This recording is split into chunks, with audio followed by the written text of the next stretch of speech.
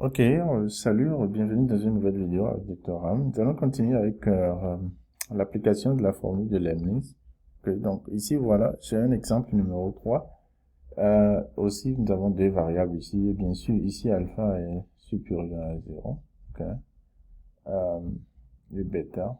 Bon, on va aussi choisir bêta supérieur ou égal à 0, si vous voulez. Ok. Mais ce qui est important, bêta peut être n'importe quoi, mais alpha doit être plus grand que 0 si vous voulez que ceci converge. Parce que si alpha est négatif, vous voyez cet exponentiel-là, ça croît très rapidement en infini, donc votre intégrale ne va pas converger. Donc voilà, donc nous allons nous situer dans cette situation-là. Et nous allons voir un peu ce que l'intégrale là nous donne. Ok. Euh, Donc voilà un peu ce que nous avons. Maintenant, comment il faut faire ça? On va toujours utiliser la formule de Leibniz. Okay. Bien sûr, cette fonction, ça vérifie les conditions d'application de la formule de Leibniz. Je ne vais pas vérifier ça, mais je vous assure que ça vérifie ça. Si vous voulez, vous pouvez vérifier ça. Ce que je vais vous montrer en fait dans cette série de vidéos, c'est vous montrer comment appliquer cette formule-là pour calculer certaines intégrales que vous pouvez trouver un peu bizarres. Donc voilà. Donc je vais poser tout ceci égal à i. Ok, mais bien sûr, ça dépend du alpha et bêta. Donc nous allons faire ce qu'on a souvent l'habitude de faire, ce qu'on avait fait dans la vidéo précédente. Si vous n'avez pas suivi les deux vidéos précédentes, je vous conseille d'aller suivre ça. Et puis vous allez voir. Donc nous allons faire la dérivée partielle de i par rapport à alpha, par exemple ici, qu'est-ce que ça va nous donner? On va faire la même chose en utilisant la formule de Leibniz. Ça va faire 0 à plus infini. Ok. On dérive ceci par rapport à alpha, donc vous aurez un moins x, le x s'en va, donc vous avez exponentielle de moins alpha x cosinus de bêta x de x. Donc voici ce que nous avons, l'intégrale là. Maintenant, comment calculer ceci? On peut calculer ceci directement, hein. On fait la même chose. On va simplement faire intégration par partie. Ok. Donc, ce qu'on avait fait, ce qu'on a l'habitude de faire, on va simplement faire intégration par partie. Et en faisant intégration par partie, on va trouver ceci. Maintenant, comment il faut intégrer ceci par partie? Ok, donc nous allons continuer en faisant l'intégration par partie. Donc, en fait, ceci, vous pouvez réécrire tout ceci, c'est égal à quoi? C'est comme ce que j'avais fait avant, dans ma première vidéo. Donc, si vous n'avez pas encore suivi.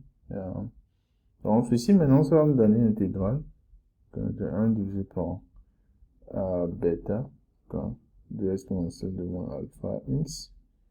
Maintenant, vous avez sinus de bêta x en 0 et plus infini.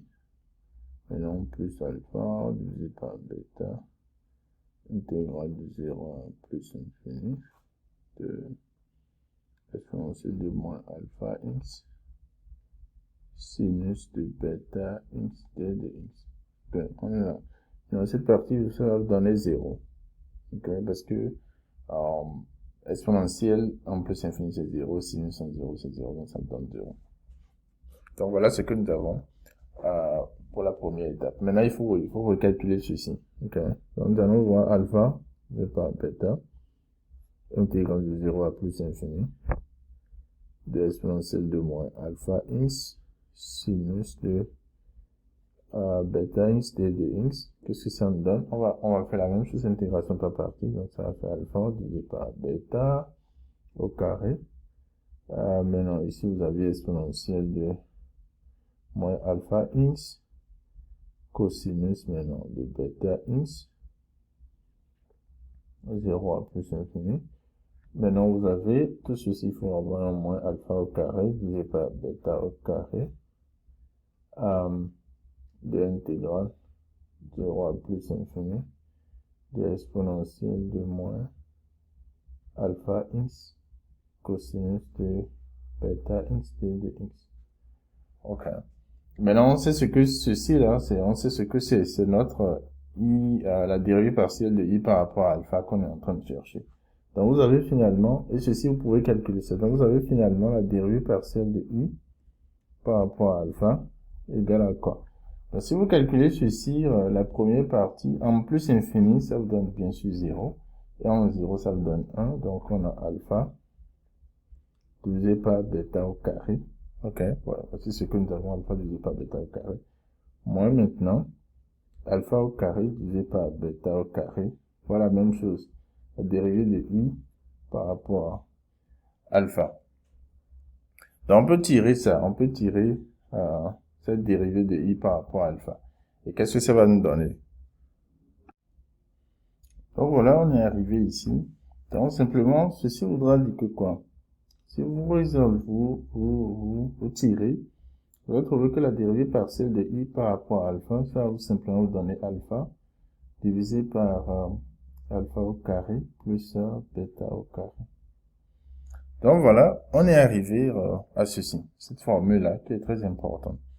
Donc regardez, c'est juste une série de 2 intégrations par partie que vous arrivez à ceci. Maintenant, la suite, qu'est-ce qu'il faut faire?